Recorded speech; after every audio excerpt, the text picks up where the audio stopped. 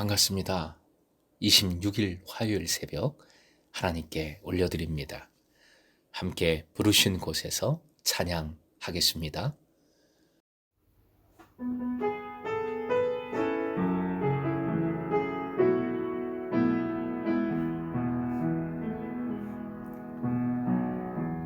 따스한 성령님 마음으로 보내 내 몸을 감싸며 주어지는 평안함 만족함을 느끼네 부르신 곳에서 나는 예배하네 어떤 상황에도 나는 예배하네 부르신 곳에서 나는 예배하네 어떤 상황에도 나는 예배하네. 오늘 말씀 출애굽기 34장 29절에서 35절까지 29절부터 35절까지의 말씀입니다. 주신 말씀 함께 읽겠습니다.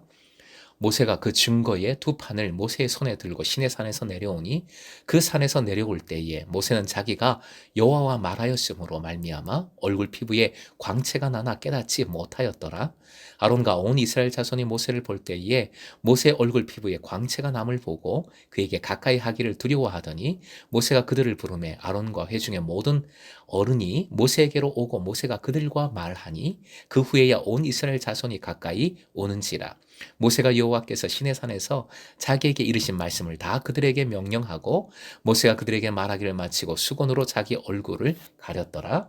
그러나 모세가 여호와 앞에 들어가서 함께 말할 때에는 나오기까지 수건을 벗고 있다가 나와서는 그 명령하신 일을 이스라엘 자손에게 전하며 이스라엘 자손이 모세의 얼굴에 강체를 보므로 모세가 여호와께 말하러 들어가기까지 다시 수건으로 자기 얼굴을 가렸더라. 오늘의 기도 제목, 내가 말씀의 돌판임을 깨달아 말씀대로 살아 반짝거리게 하소서. 내가 말씀의 돌판임을 깨달아 말씀대로 살아 반짝거리게 하소서. 29절 모세가 십계명 돌판을 가지고 하산하는 장면입니다. 첫 번째와 비슷하면서도 완전히 다른 상황이 발생합니다. 모세의 얼굴 피부에 광채가 난 것이지요. 혹 모세를 그린 그림에 모세 얼굴 이마 부분에 뿔난 그림을 본 적이 있는 분 계시리라 생각을 합니다.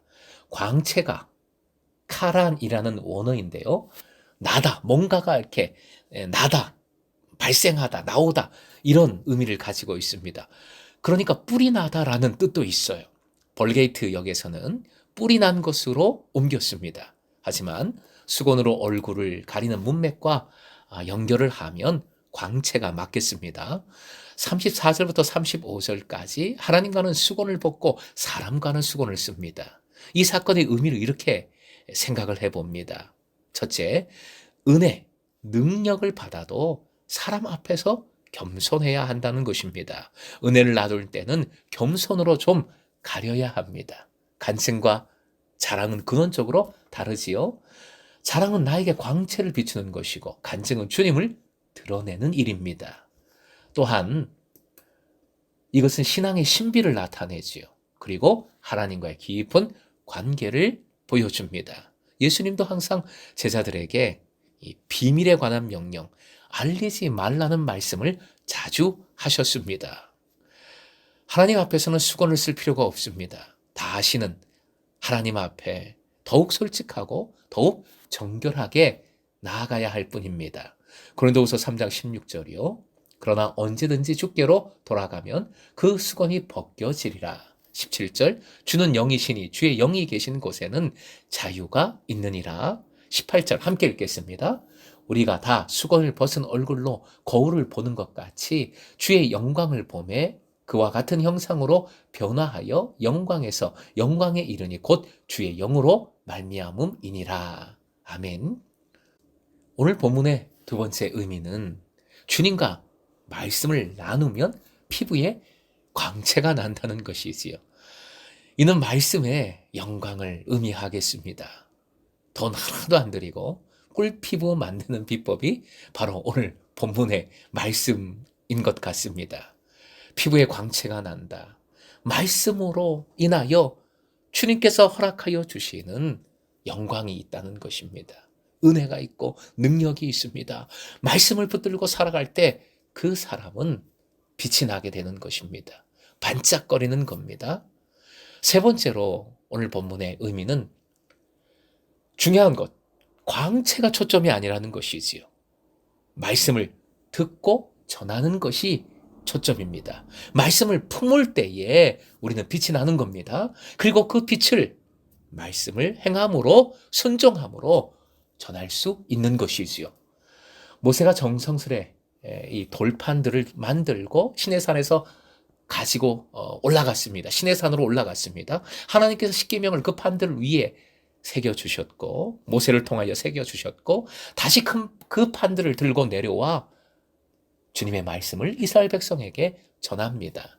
이 돌판을 여러분 자신에게 적용해 보았으면 좋겠습니다. 믿는 이들이 내가 말씀의 돌판이라는 것이지요. 신약의 말씀에는 이를 편지로 표현을 하고 있는데 같은 맥락입니다. 고린도후서 3장 3절이요. 쉬운 번역으로 같이 읽겠습니다. 시작. 여러분은 분명히 그리스도께서 쓰신 편지입니다. 우리는 그것을 작성하는 데에 봉사하였습니다. 그것은 먹물로 쓴 것이 아니라 살아계신 하나님의 영으로 쓴 것이요. 돌판에 쓴 것이 아니라 가슴판에 쓴 것입니다. 판, 루아크라는 원어인데요. 나무, 돌, 금속 등으로 만든 판을 의미하는데 번쩍거리다라는 의미가 들어 있습니다. 우리는 말씀을 돌판이 아니라 나의 마음, 가슴판, 즉 신비라고 하지요. 신비에 새겨야 합니다. 나의 신비에 말씀을 새긴다는 것은 말씀을 기억하고 그 말씀대로 살아가는 것을 의미합니다. 순종하는 것을 의미합니다. 그렇게 순종할 때 나도 모르는 사이에 광채가 뿜어지게 되는 것입니다. 광채, 번쩍거리고 반짝거리고 광채, 뿜뿜의 삶을 살아가게 된다는 것이지요. 신비에 새긴다는 것, 말씀을 기억하고 깨닫고 순종하는 것입니다. 말씀을 순종할 때 내 스스로가 반짝거립니다. 반짝이는 삶, 행복한 삶을 살아갑니다. 어두운 세상을 또 밝히게 됩니다. 힘들고 어려운 이들을 환하게 밝혀주게 됩니다. 말씀대로 살지 않는 세상에서 우리가 말씀을 제대로 순종할 때 빛이 되고 빛을 발하게 되는 것이지요. 매력적인 그리스도인, 호감이 가는 신앙 공동체, 교회로 세워지게 되는 것입니다. 사랑하는 금성의 제자 여러분, 말씀이 육신이 되어 이 땅에 오신 예수님이십니다. 그리고 빛으로 오신 예수님이시지요. 우리에게 생명의 빛을 주셨습니다. 우리의 미래를 빛나게 해주실 것입니다. 너희가 성령이 거하는 성전임을 알지 못하느냐 말씀하셨지요. 우리는 교회이고 우리는 교회의 머리 되시는 주님의 말씀인 것입니다. 우리가 말씀을 온전히 순종하여 말씀으로 살아갈 때 세상은 우리를 통하여 말씀이 무엇인지를 깨닫고 예수 그리스도를 바라보게 되는 것이지요.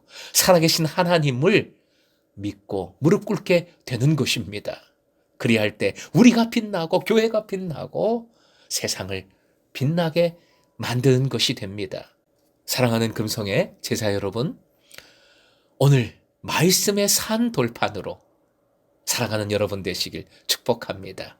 말씀대로 순종하여 여러분을 딱 볼 때, 말씀의 은혜가 저렇구나.